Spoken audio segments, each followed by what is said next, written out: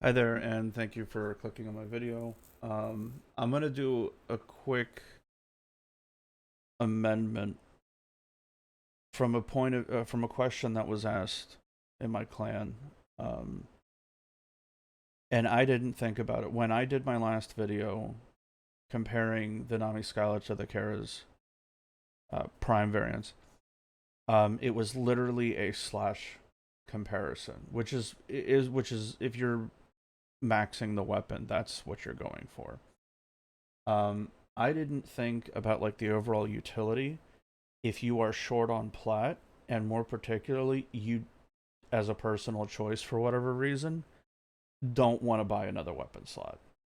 So if it's an issue of uh, you don't want to go to the Warframe market, you don't want to sell, you don't want to deal with all that, and say you farmed them up early and you haven't really decided whether you're gonna swipe for the game or do Warframe market, um, and you're not really interested in doing Prime access.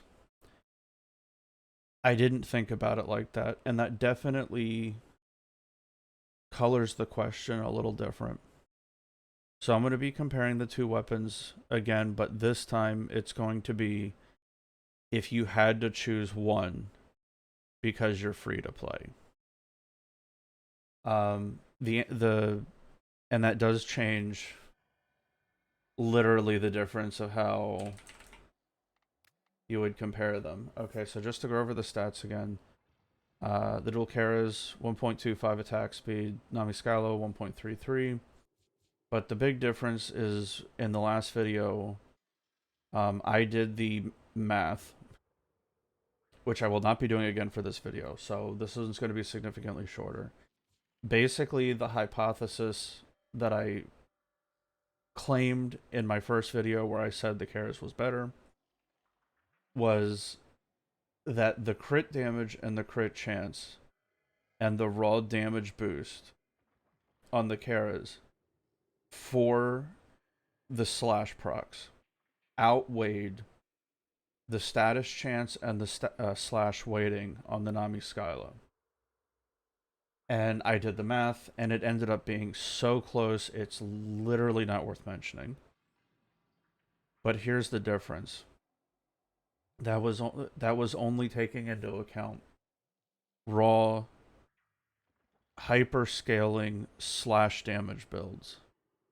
Say you want to throw on corrosive. Well, that's a significantly easier answer then.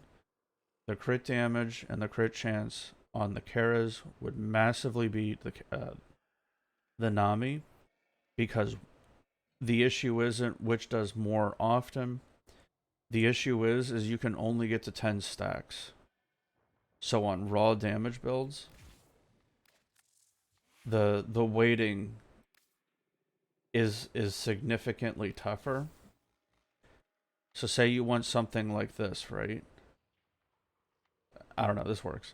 Where it's a corrosive build, obviously the crit chance and the crit damage multiplier are significantly more important because you only get 10 stacks plus like some slash from Swirling Tiger. Well, this changes which weapon you would want. If we're viewing this from I have one weapon slot, which do I keep? I have both of them right now, but I got to build other weapons. Which one do you keep? Well, in that with that idea behind it, you would keep the keres. Reason being is DE over the past like couple years has decided that one of the ways they're going to make enemies tougher is by limiting the number of statuses you can apply to them. So for like uh, liches and sisters, they're status capped. Well, obviously the raw damage, crit chance, crit damage builds are going to do better dealing with the modern way that they choose to make enemies in terms of like boss enemies. So if you're looking for something flexible, The slash is technically better, but if you're doing a slash build, you don't care. It's literally personal preference. But if you are doing a raw damage build, the crit chance and the crit damage massively boost the damage of this weapon. So let's just do a quick comparison.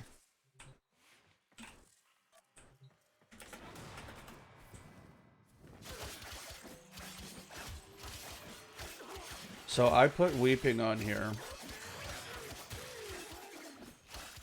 just to keep it similar. But once I reach 10 corrosive stacks, Weeping is useless. Alright, so we're seeing 1k to 8k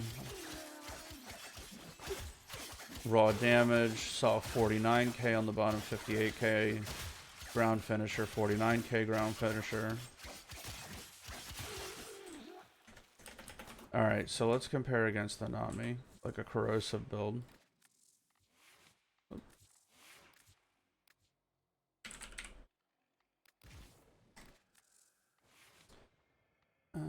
Let's see, this one.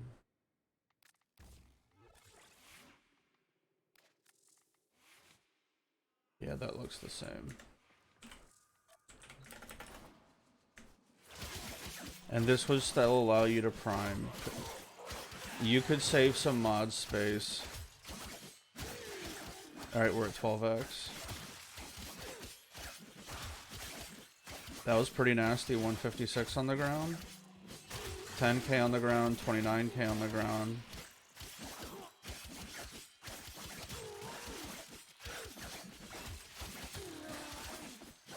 $50k ground finisher. 42k.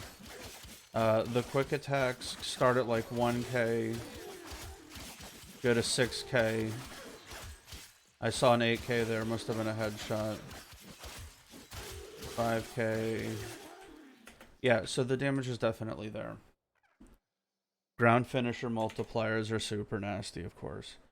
So if you were viewing the difference in terms of, I don't have the plat, I don't want to farm the plat, the weapons are so similar, I don't want to bother getting the new weapon slot. Which would you keep? You would obviously go with the keres, because at least you have the option of building a heavy attack build. At least you have the option of doing a raw damage build, where crit damage and crit chance are significantly higher, and because those stats are so higher, on the worst comparison from the keres to the Nami, where it's the slash damage, the crit chance and crit damage on the keres boosts the slash so much it actually edges out the Nami.